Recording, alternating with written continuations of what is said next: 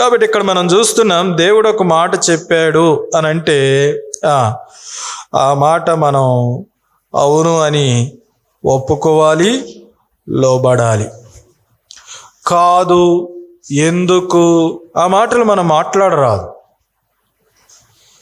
అంటే దీన్ని బట్టి ప్రభు నియంత అని అంటే కాదు. ప్రభు యొక్క మనసు, ఆయన మనకిచ్చిన ఆజ్ఞలను బట్టి మనకు అర్థమవుతుంది. ఉదాహరణకి ఓ బిడ్డకి తండ్రి ఏం చెప్తాడు, మీ మమ్మీ డాడీ ఏం చెప్తారు మీకు? రోడ్డు మీద వెళ్తున్నారనుకోండి, జాగ్రత్తగా వెళ్ళు, స్లోగా వెళ్ళు, పక్కకు వెళ్ళు అంటారా? దీన్ని బట్టి మీ డాడీ మంచోడు కాదా? దీన్ని బట్టి మీ మమ్మీ మంచిది కాదా? ఉదాహరణకి దూర ప్రాంతం ప్రయాణమైపోతున్నారు, జాగ్రత్త, డబ్బులు జాగ్రత్త, ఇతరులతో జాగ్రత్త, ఇవన్నీ చెప్తారు కదా. ఇవన్నీ చెప్పినందుకు మీ మమ్మీ డాడీ చెడ్డోళ్ళ కాదు. కాబట్టి ఇప్పుడు దేవుణ్ణి మనము అపార్థం చేసుకోరాదు. దేవుణ్ణి మనము అపార్థం చేసుకోరాదు. కాబట్టి దేవుడు ఏం చెప్పాడు, దేవుడు చెప్పినటువంటి సంగతులు ఏంటివి, దేవుడు చెప్పినటువంటి సంగతులను బట్టి, ఇచ్చిన ఆజ్ఞలను బట్టి మనకు దేవుని మనసు అర్థమవుతుంది. అందుకే దేవుడు ఏది చేయమని చెప్పాడో దాని కొరకు మన మనసును సిద్ధపరచుకోవాలి. 112వ కీర్తన అనుకుంటే అక్కడ ఏమని రాశాడు? దేవుని ఆజ్ఞలను బట్టి అధికముగా ఆనందించువాడు ధన్యుడు. దేవుని ఆజ్ఞలను బట్టి అధికముగా ఆనందించువాడు ధన్యుడు. అంటే మనం ఏం నేర్చుకోవాలా? దేవుని ఆజ్ఞలను బట్టి ఆనందించడము నేర్చుకోవాలి. దేవుని ఆజ్ఞలను బట్టి ఆయన ఎలాంటి వాడో, ఆయన ఎంత గొప్పవాడో, ఆయన ఎంత పరిశుద్ధుడో, ఆయన ఎంత నమ్మకస్తుడో, ఆయన ఎంత సిన్సియరో, ఆయన ఎంత నీతిమంతుడో ఆయన ఆజ్ఞలను బట్టి మనకు అర్థమవుతుంది. తప్పు చేయొద్దు అని ఎవరు చెప్తారు చెప్పండి? తప్పు చేయని వారు చెప్తారు. తప్పు చేసేవాళ్ళు చెప్పలేరు కదా. మనం తప్పు చేస్తున్నాం అనుకోండి, తప్పు చేయొద్దు అంటామా? తప్పు చేయొద్దని ఇంకొకరితో చెప్తామా? చెప్పు. నేను విన్నది, ఎవరో ఒక ఊరిలో ఒక పెద్ద ఆయన, పేరుగాంచిన ఆయన, ఆ పెద్ద ఆయన గౌరవం కలిగిన ఆయన. ఆ గౌరవాన్ని బట్టి ఒక మాట ఎవరికన్నా చెప్పాడని అనుకోండి, ఖచ్చితంగా ఆ వ్యక్తులు ఏం చేస్తారో తెలుసా? లోబడతారు.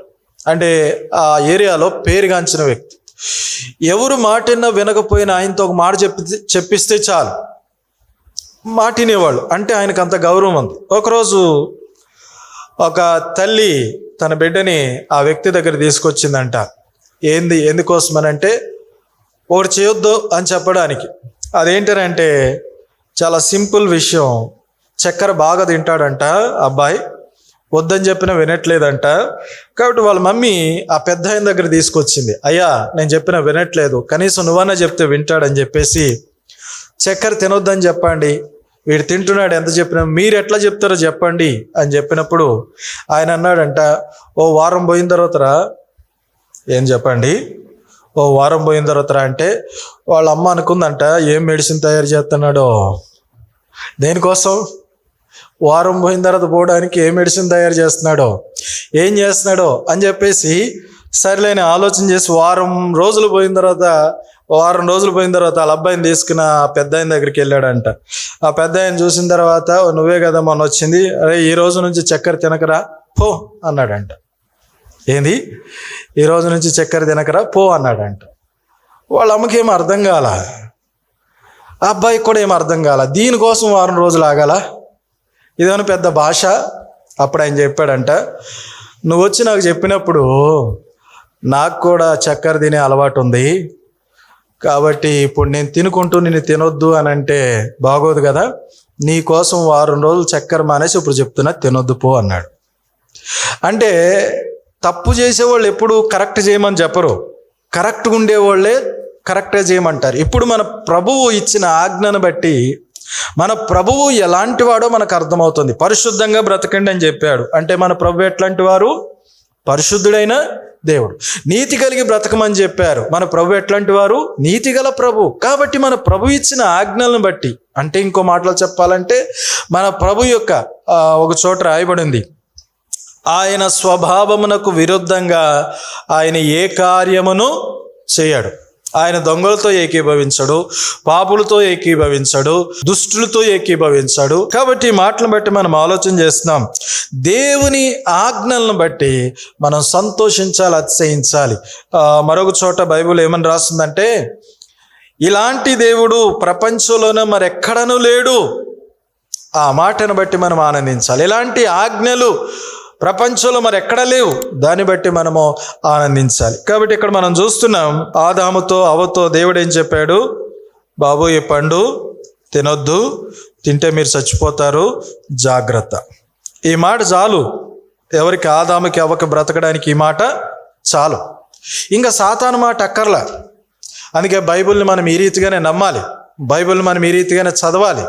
దేవుడు ఒకసారి వద్దు అన్నాడంటే దాని వెనక ముందు వివరణలు ఇచ్చి అక్కడ ఇక్కడ చూసి అవసరం లేదు. మనకి ఈ భాషలో బైబిల్ ఇచ్చాడు, మనకి ఈ మాట చెప్పాడు, ఈ మాటకు లోబడి నమ్మి విధేయత చూపించి ముందుకెళ్ళిపోతే చాలు. ఎక్కడి నుంచో లాగి ఇంకొకటి ఎక్కడో చూసి ఆడిదీటి కలిపి చెరిపేసి మన ఇష్టానికి అప్లై చేసుకుంటే దేవుడు సంతోషించడు. కాబట్టి మనం వాక్యంను అట్లనే చదవాలి, వాక్యంను అట్లనే అర్థం చేసుకోవాలి, వాక్యంను అట్లనే అనుసరించాలి.